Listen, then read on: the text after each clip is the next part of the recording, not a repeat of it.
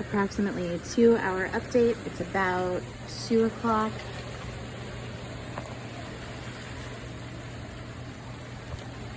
This is still the weather in South Central Florida.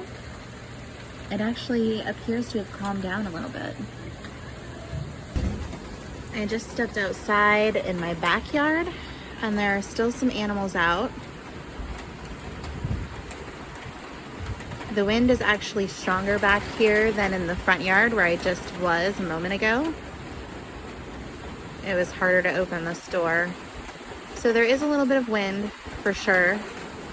And the temperature has been about 75 to 78 degrees. We are getting some gusts, as you can hear. Not a lot of bugs out right now.